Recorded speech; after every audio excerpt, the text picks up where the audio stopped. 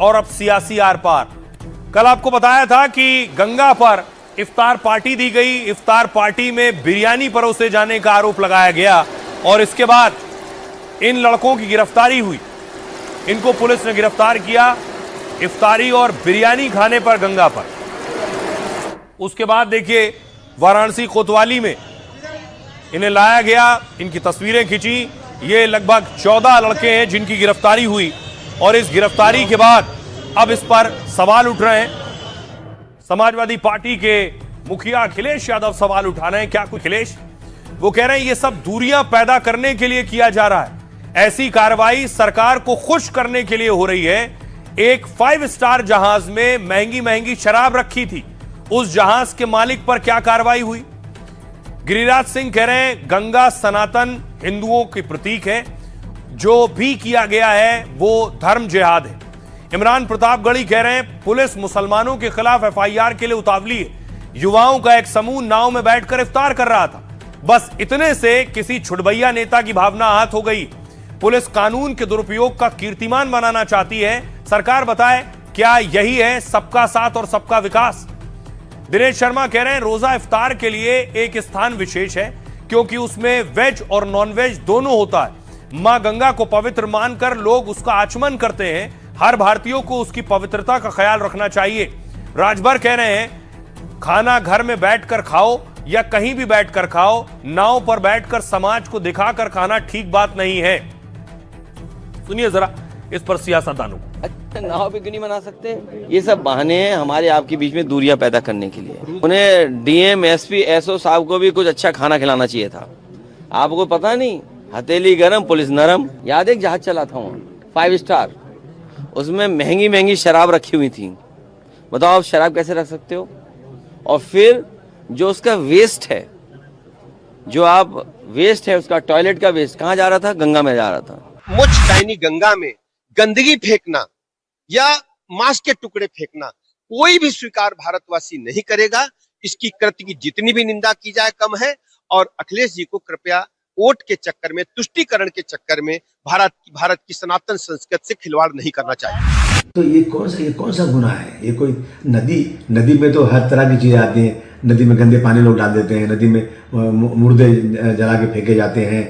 और उसी नदी में अगर कोई आदमी जाकर नाव पे इफ्तार कर रहा हो तो उसको इस तरह से मतलब केसेस फाइल करना, गिरफ्तारी की बात करना, मैं समझता हूँ सहनशीलता का ये आखिरी दर्जा। माँ गंगा को पवित्र मानकर लोग उसका आचमन करते हैं, उसके जल से आचमन करके भगवान पर उसको चढ़ाते हैं। इसलिए उसकी पवित्रता का भाव जो भी भारत में रहता है सबको उसका ख्याल रखना चाहिए। हिंदू गाय को माता कहता है ये भारत त्रिवेणी है। गंगा माता, गौ माता और धरती माता की त्रिवेणी है भारत माता, तो उसका सम्मान सबको करना चाहिए। गंगा की पवित्रता को बरकरार रखना चाहिए, ये सबकी जिम्मेदारी है। गंगा में नाले गिर रहे हैं उसके ऊपर भी बात कर लो। और अब जिन्हें गिरफ्तार किया गया उन्हें किन धाराओं में उनकी अरेस्टिंग हुई? पूजा स्थल, यह है बीएनएस की धारा 298। इसके तहत पूजा स्थल या पवित्र वस्तु को नुकसान पहुंचाना या अपवित्र करना, इसमें 2 साल तक की सजा है। बीएनएस की धारा 299 जानबूझकर किसी धर्म या धार्मिक मान्यता का अपमान कर भावनाएं आहत करना, इसमें 3 साल तक की सजा है। बीएनएस की धारा 196 एक बी ऐसा कार्य जो अलग अलग समुदायों के बीच सौहार्द बिगाड़े, इसमें 3 साल की सजा है, यह भी लगाई गई है। बीएनएस की धारा 270 ऐसा कार्य जिससे आम जनता को परेशानी या सार्वजनिक असुविधा हो, इसमें 6 महीने की कैद है। बीएनएस की धारा 279 सार्वजनिक जल स्रोत जैसे नदी या तालाब को जानबूझकर गंदा करना, इसमें भी 6 महीने की कैद है। बीएनएस की धारा 223 बी सरकारी आदेश की अवहेलना जिससे कानून व्यवस्था बिगड़ने का खतरा हो, इसमें 1 साल तक की सजा है। बीएनएस की धारा 24 किसी जल स्रोत में गंदगी या प्रदूषण फैलाना, 1 साल की कैद है। इसमें इन धाराओं में मुकदमा हुआ है। सुनिए जरा साधु संत क्या कह रहे हैं। मां गंगा की पवित्रता पर कुठाराघात किया गया है, सनातनियों की आस्था पर कुठाराघात किया गया है।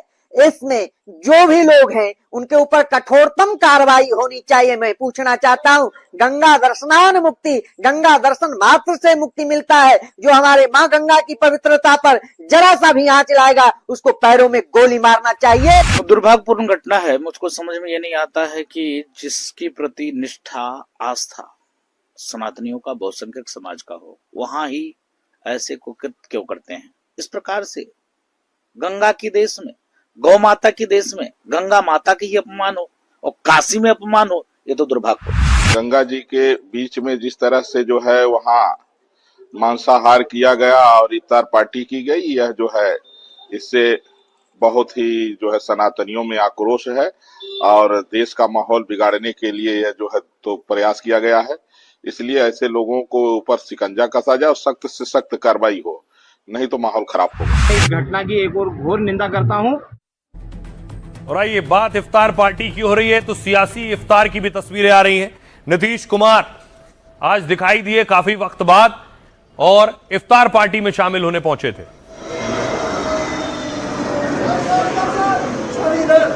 नीतीश के साथ चिराग पासवान, संजय झा।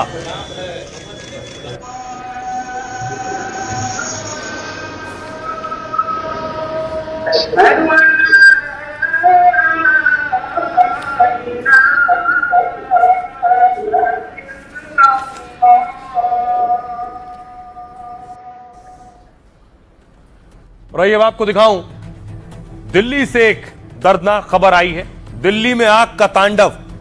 तस्वीर में आपको दिखाऊं दिल्ली में कैसे आग लगी। यह इमारत है। जान बचाने के लिए देखिए फायर ब्रिगेड ने सीढ़ी लगाई थी लेकिन शख्स कूद गया नीचे।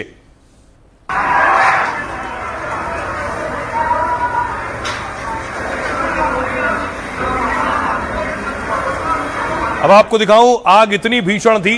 ये देखिए एक शख्स बालकनी पे खड़ा है इस उम्मीद में कि उस तक फायर ब्रिगेड पहुंचेगी, फायर फाइटर्स पहुंचेंगे और उसे बचाया जा सकेगा। और इस हादसे में 9 लोगों की मौत हो गई है।